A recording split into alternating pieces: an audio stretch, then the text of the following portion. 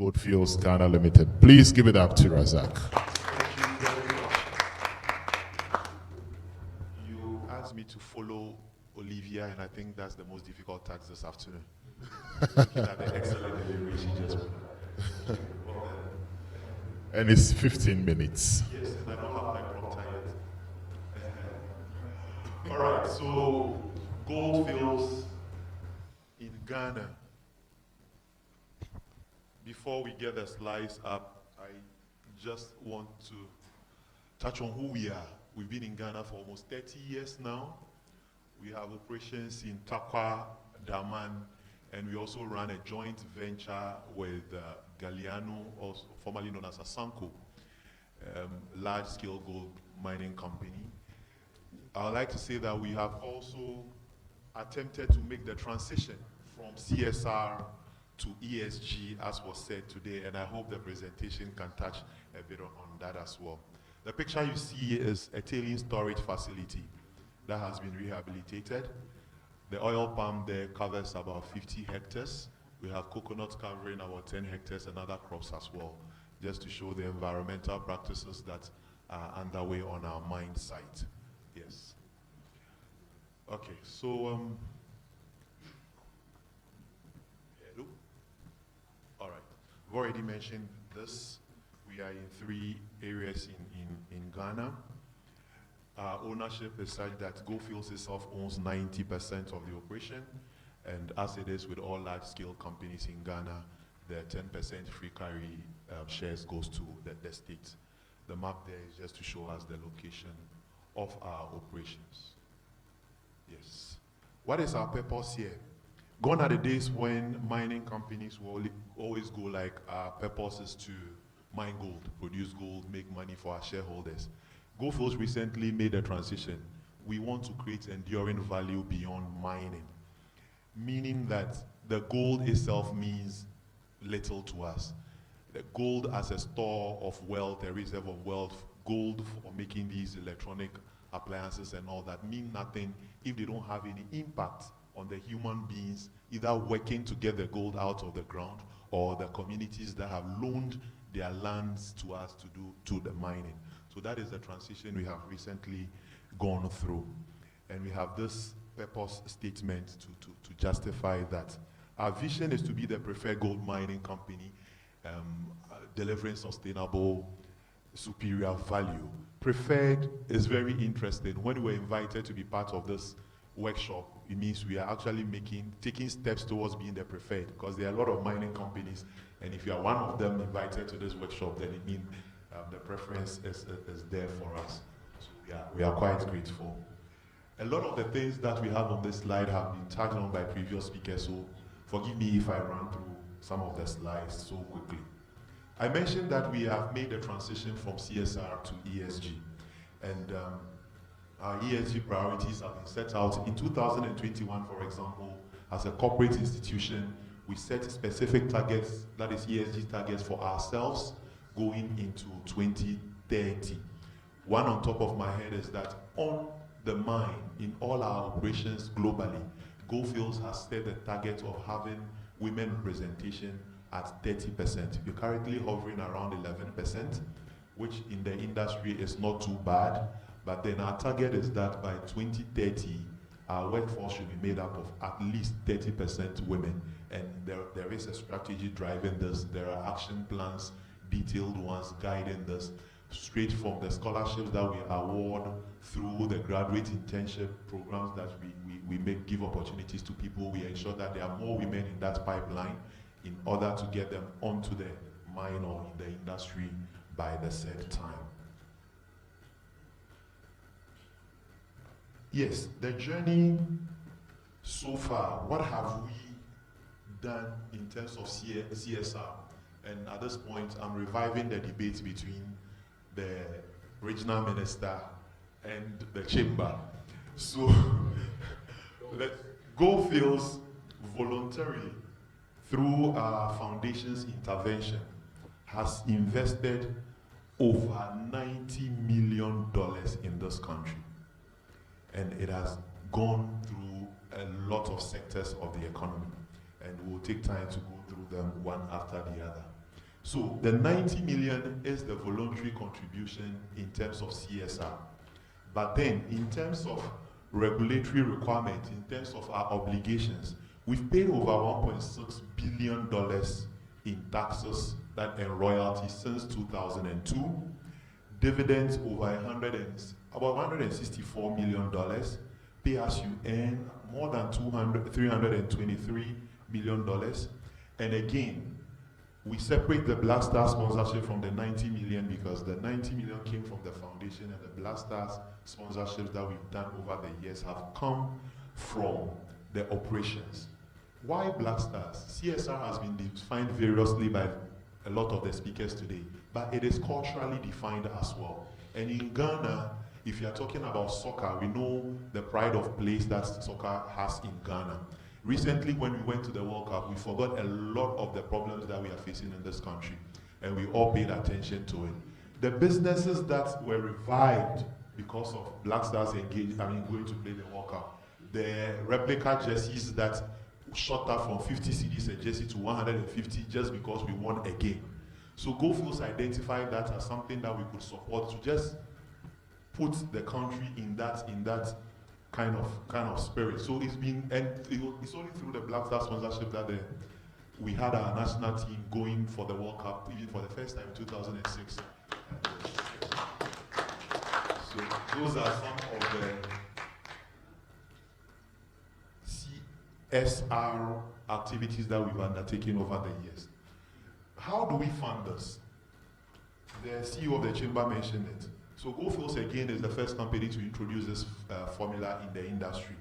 $1 out of every ounce of gold we produce, and 1.5% of our profit before we take out what belongs to the government, the tax. Before we take the tax out, we calculate 1.5%.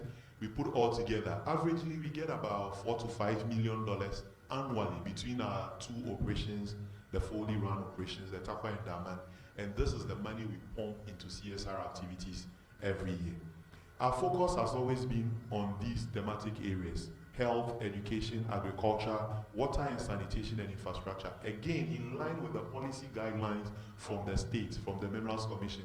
These are areas that they also look at, and they look at us to at least carry out one or two activities. Yeah. So all that money goes into the foundation, and together with the communities, we run the foundation to ensure that there are benefits for everyone. So in response to concerns in our host communities, we have rolled out some other project that we call Shared Value Project. I believe you have a tour tomorrow, and we'll be visiting one or two of those projects in the Tarkwa and Daman area. We also consider host community employment as an avenue of giving back to the community. In fact, in 2019, we conducted a social return on investment study. All the projects that we do, we pick the key ones, and we want to see what are the social returns.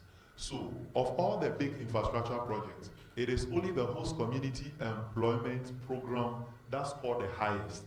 So if you employ one person on the mine, the social return was higher than building a school. The social return was higher than building a road. And that was quite telling, and indeed, it helped to guide our activities going forward.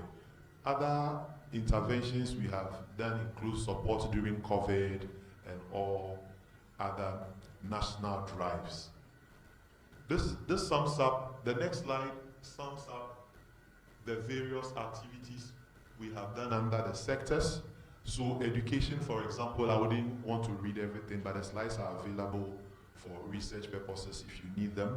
The number of scholarships we have given out, the graduate training programs we have undertaken. So this is more or less generic. It just gives you the total numbers. We'll go into the details on subsequent slides. Yes, so these are the details. And the education, for example, we talked about scholarship, and those are just images to show that the last image down there to the left is a graduation program held at the University of Mines and Technology. The process is that you must be from the local community impacted by our operations to enjoy some of these benefits. So for scholarship, for example, go to people, walls of people who have been resettled the farmers who were resettled, and other community members. We have training programs for some of our community members on the mine. We make our equipment available for them to come and learn, and then they get Minerals Commission certification at the end of the day. Recently, some of our graduates got jobs in Newmont and then Bebieni. And you know, the communities are always insisting that you only employ from the local level.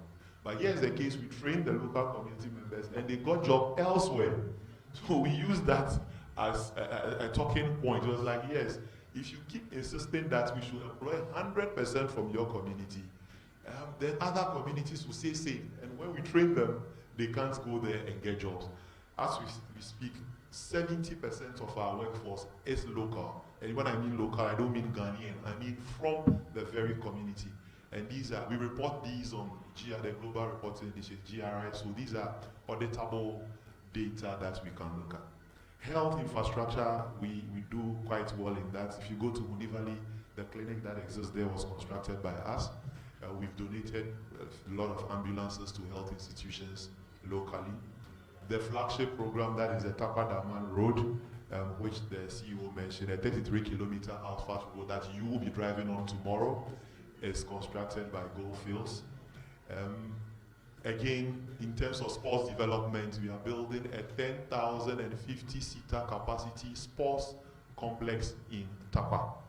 The old Takwa and Aboso Park is now transformed into that. We'll be visiting that as well. In terms of our grape, we have a youth in horticultural production. We are always accused that we've taken over large tracts of land and then farming, we are competing with the farmers and all. But then we wanted to prove that assertion wrong. We selected farmers who just need half an acre of plot to go into vegetable cultivation. We have over 600 of them now. They produce the vegetables, they sell to the kitchens that feed us on the mine, and they make good money for themselves. They've also set up a credit union where they go and get loans to buy the inputs that they use for their project. So next year we are exiting as the support will cease, but then with that sustainability concept built into it, with the funding stream built into it, they have an avenue to go get money to reinvest in their business.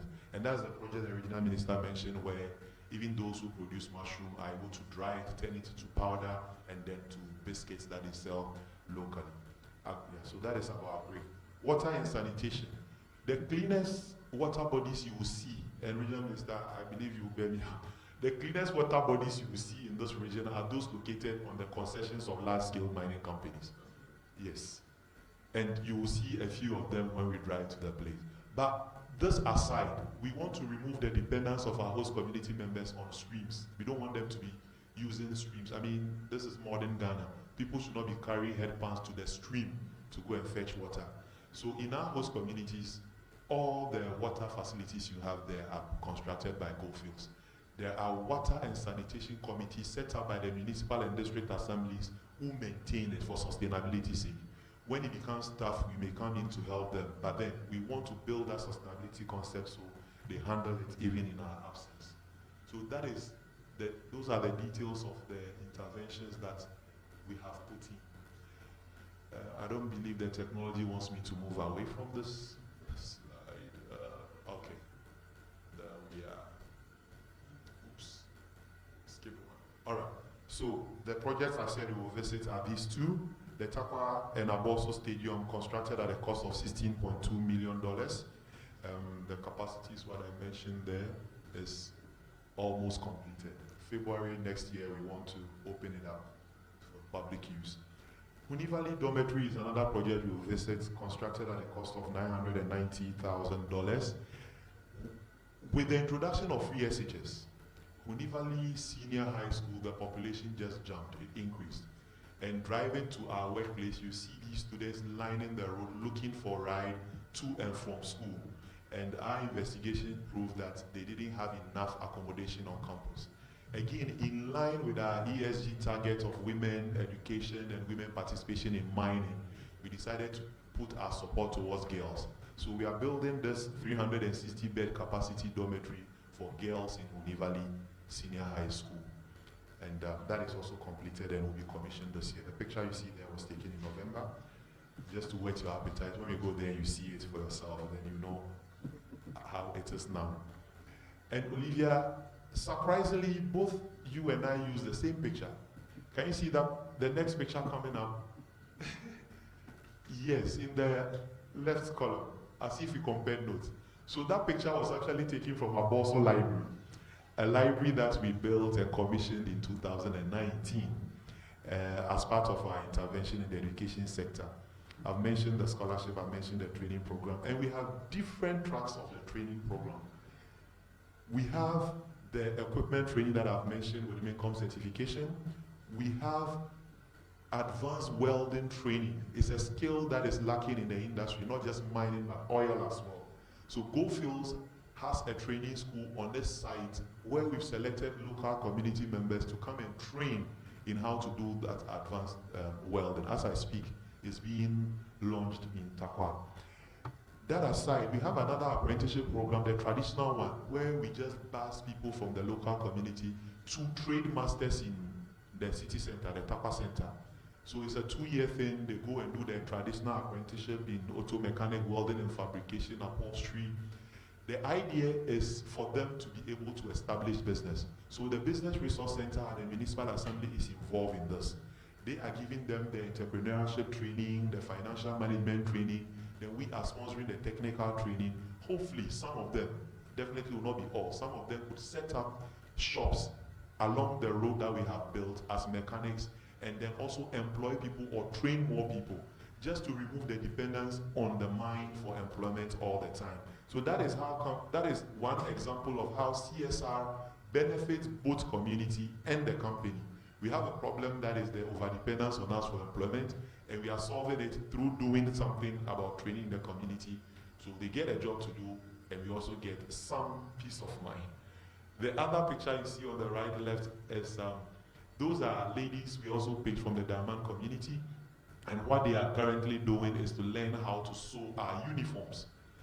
They get the contract to produce uniforms for us, and then that's get them to put some money in their pocket as a result. So that is that. Yes, the next one talks about procurement, and that will be the major one I talk about. The rest we'll run through. So another way we contribute towards we give money to the state is to Ghana, not the government, but to the economy, put money in the economy, is through local procurement. Between 2015 to date, you can see a gradual rise in the percentage local procurement. So from 2015, 64% of our local procurement was in country. Now it's 94. So from labor, fuel, grinding media, explosives, everything that we use on the mine, as we speak, 94% of our procurement is in country, Ghana, and 43% is in the host community. So this is all money that has been pumped back into Ghana's economy, and then its rippling effect is something we can all attest to. There's a company like WTS that provides busing services to the industry. It was a kind of incubator program that we did on our mine. In 2005, we pre-financed the purchase of 10 buses to convey our own employees. 2008, they were able to procure 10 more. As we speak, they have a fleet of 175 buses. And these are companies that are in existence, they are operating, that we can verify from. So that is that through this kind of incubator system, you set up such a business, 165 buses, the mechanics that will be required to maintain them, the drivers that will operate them. That is quite huge. I would like to end with these few slides on a socioeconomic impact study that we recently did. It is for further reading later on, but just to touch on it, we contracted a consultant, an independent consultant, to look into the impact of whatever I've spoken about. Is it really making an impact on people's lives? And basically what they said was that at the national level, at the regional level, and at the local host community level, the impact is immeasurable. They put values to some of the things that we did, like the scholarship, for example. Recently, when we had a medical outreach program and we were looking for medical doctors to assist us, it turned out that one of the doctors that came from Kolibo in Accra is somebody we give scholarship to at the senior high school and then at the tertiary level, who is now a full-fledged medical doctor coming to offer her services in the local community. So these are some of the impact stories that we would like to tell. Thank you very much. Thank you very much.